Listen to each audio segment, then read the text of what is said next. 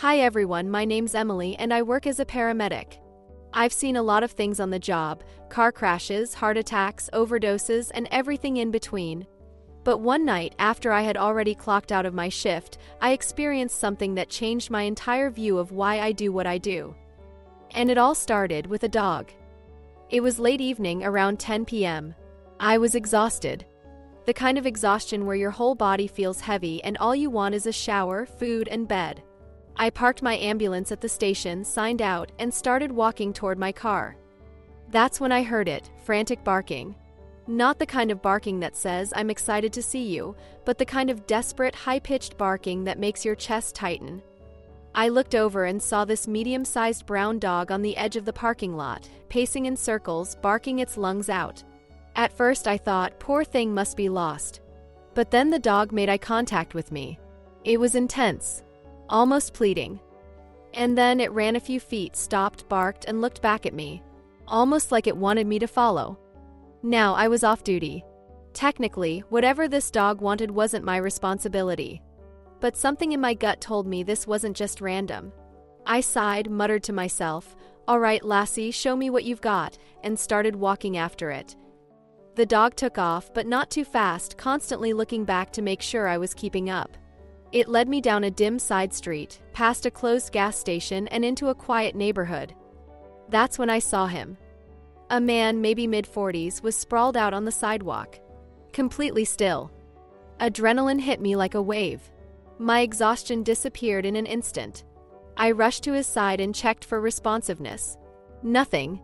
No movement. His skin was pale, lips slightly bluish. I checked his pulse. Weak. Shallow breathing. He was going into cardiac arrest. I had no gear on me, no defibrillator, no oxygen, no meds. Just my hands and my training. But sometimes that's enough. I immediately started chest compressions, counting out loud, 1, 2, 3, 4. The dog sat nearby, whining, almost like it understood the gravity of the situation. I pulled out my phone while still doing compressions and hit 911. Told them the situation, gave the address as best as I could. They dispatched a unit, but I knew I had to keep this man alive until help arrived. At one point he gasped, a terrifying, rattling gasp, and then slipped back into unconsciousness. That almost broke me, but I pushed harder. Sweat was dripping down my face, my arms burning from the effort. Then something strange happened. The dog suddenly jumped up and ran off down the street. I thought it abandoned us. But about 2 minutes later, it came back, dragging a neighbor who was wide-eyed and carrying a flashlight. That neighbor ended up helping me keep pressure on the man's airway while I continued compressions. That dog wasn't just a guide. It was determined to get as much help as possible. Finally, I heard the sirens.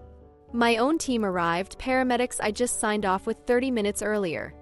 They looked at me, surprised, as I was kneeling there in the street, drenched in sweat, still pumping on this man's chest. We got the AED pads on him. The machine analyzed, then gave the order, shock advised. I stepped back, the defibrillator delivered a jolt, and his body jerked violently. A few tense seconds later, his pulse returned. Weak but steady. The relief that hit me in that moment was indescribable. The man was stabilized and rushed to the hospital. I finally sat back on the curb, trembling from exhaustion and adrenaline.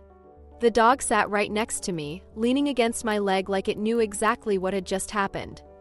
Later, I found out the man had been out walking when he collapsed from a massive heart attack. The dog wasn't even his, it was a stray that had been hanging around the neighborhood. But for some reason, that stray dog refused to let him die alone. That night, I couldn't stop thinking, if I had ignored that dog, that man would have been another statistic. But because of it, he got another chance at life. As paramedics, we're trained to expect the unexpected. But this was something else entirely. A reminder that sometimes, saving lives isn't just about skill or equipment. Sometimes fate, or a stray dog, decides to put you exactly where you need to be. And yes, I did end up adopting that dog later. I named her Lucky, because that's what she made me feel. Thanks for listening to my story. If you enjoyed it and want to hear more incredible real-life job stories like this, don't forget to hit that subscribe button.